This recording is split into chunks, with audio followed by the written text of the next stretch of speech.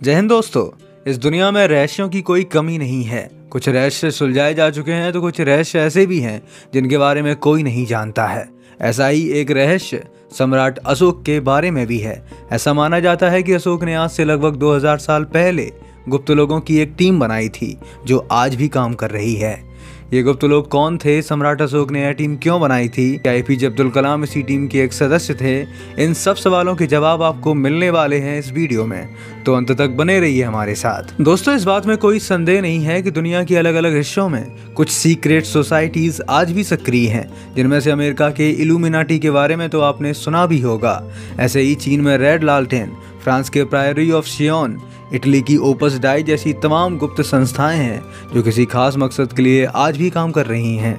ऐसी ही एक secret society आज से लगभग 2000 साल पहले भारत में सम्राट अशोक ने बनाई थी, जिसे दुनिया की पहली सीक्रेट सोसाइटी कहा जा सकता है। अशोक एक दूरदर्शी शासक था जिसका मानना था कि ज्ञान ही सबसे बड़ी शक्ति है, और इसी शक्ति के संरक्षण के लिए अशोक ने 9 लोगों का चुनाव किया था जो उस वक्त अपने अपने क्षेत्र में सबसे बुद्धिमान थे। इन 9 अज्ञात लोगों के पास एक एक विशिष्ट किताब थी।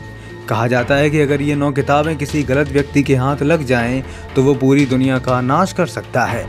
इन 9 लोगों को अनंत काल के लिए अपनी स्थिति को गोपनीय बनाए रखने के आदेश थे। प्रत्येक व्यक्ति को जो पुस्तक दी गई थी उसमें उसे नई बातों को जोड़ना और समय समय पर संकलित ज्ञान को संशोधित करना था। इनको निर्देश था कि मरने से पहले प्रत्येक व्यक्ति को यह पुस्तक उसी क्षेत्र के किसी दूसरे विद्वान व्यक्ति को सौंपनी होगी। ये सिलसिला हमेशा चलता रहेगा और ये सीक्रेट सोसाइटी हमेशा ऐसे ही मानव जाति की भलाई के लिए काम करती रहेगी।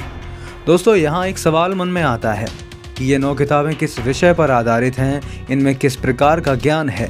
इसकी जानकारी मिलती है हमें एक ब्रिटिश पुलिस अधिकारी टैलबॉट मंडी द्वारा लिखी गई पुस्तक 9 अननोन मैन से। मंडी ने 1923 में यह पुस्तक लिखी। चलिए जानते हैं कि इस किताब में 9 सीक्रेट किताबों के बारे में क्या लिखा है। पहली किताब प्रोपेगेंडा और युद्ध के मनोविज्ञान के ऊपर थी, जिसे सबसे खतरनाक माना जाता है। लोगों का मानना है कि इस किताब में ऐसी तरकीबें बताई गई हैं जिनकी मदद से एक जन समूह के मन को कंट्रोल किया जा सकता है, उनसे कोई भी काम कराया जा सकता है। ऐसी तरकीबें युद्ध में बहुत काम में लाई जा सकती हैं और शायद तभी इस किताब को सबसे खतरनाक माना गया है। दूसरी किताब है शरीर विज्ञान पर। इस किताब की जानकारी रखने वाला इंसान किसी को भी छूकर मार सकता है। कहते हैं इस किताब में शरीर के सभी वीक पॉइंट्स की जानकारी है। लोगों का मानना है कि कुंफू जैसी टैक्टिक्स यहीं से निकली हैं। तीसरी किताब माइक्रोबायोलॉजी और बायोटेक्नोलॉजी पे है, जहां से आपको सूक्ष्म जीवों के बारे में ज्ञान प्राप्त हो सकता है। चौथी किताब रसायन विज्ञान और धातुओं के बारे में बताती है, जिसकी जानकारी से किसी भी धातु को सोने में बदला जा सकता है। मंडी का दावा है कि सूखे और अकाल के समय मंदिरों और राहत के काम करने वाले संगठनों को गुप्त स्रोतों से बड़ी मात्रा में सोना मिलता था। ये गुप्त दान इन्हीं 9 अज्ञात लोगों द्वारा किया जाता था। पांचवी किताब संचार के माध्यमों के बारे में बताती है। मंडी के अनुसार इस किताब में एलियन की भी जानकारी थी। छठी किताब गुरुत्वाकर्षण के रहस्यों से जुड़ी है। इसमें गुरुत्वाकर्षण विरोधी यंत्र बनाने का तरीका बताया गया है, जिसे हम विमान कहते हैं।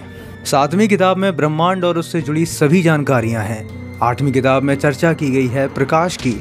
इसमें बताया गया है कि किस प्रकार प्रकाश को हथियार के रूप में प्रयोग किया जा सकता है। आखिरी किताब थी समाजशास्त्र पर।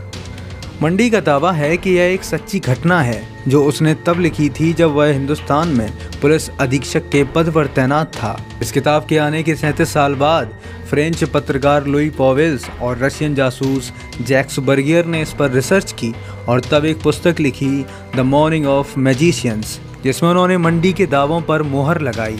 दोनों ने दावा किया कि 10वीं सदी के पोप सिल्वेस्टर इसी संगठन के सदस्य थे, जिनके पास भारत से लाई गई कई अजीबोगरीब वस्तुएं थीं। उनमें कांसे का बना शिरकी आकृति वाला एक यंत्र भी था, जिसके पास हर प्रश्न का जवाब था, जो हाँ या ना में जवाब देता था। कहते हैं जब उन्होंने इस यंत्र का चर्च में प्रदर्शन करना चाहा तो इसी संगठन ने पोप की हत्या कर दी। इनके अलावा 19वीं सदी के फ्रांसीसी प्रशासक लुई जैकोलियट ने भी इन 9 लोगों के होने की बात कही थी। लोगों का मानना है कि ये 9 लोग आज भी दुनिया में बड़े बड़े पदों पर आसीन हैं। कुछ लोग विक्रम साराभाई और एपीजे अब्दुल कलाम को इन 9 अननोन मैन में से एक मानते हैं। दोस्तों, क्या वाकई में ऐसा कोई संगठन है? इस दावे को प्रूव करने के लिए कोई ठोस सबूत नहीं है। और न ही इसे खारिज करने के लिए पर्याप्त प्रमाण। बेशक सम्राट अशोक ने 9 लोगों की एक गुप्त संस्था बनाई होगी, लेकिन इस संस्था का आज तक हमारी दुनिया में एग्जिस्ट करना मुश्किल लगता है। खैर, आप इस पर क्या सोचते हैं कमेंट में ज़रूर लिखें। इतिहास के ऐसे और अनसुने रहस्यों के लिए लाइक करें इस वीडियो को। जय हिंद।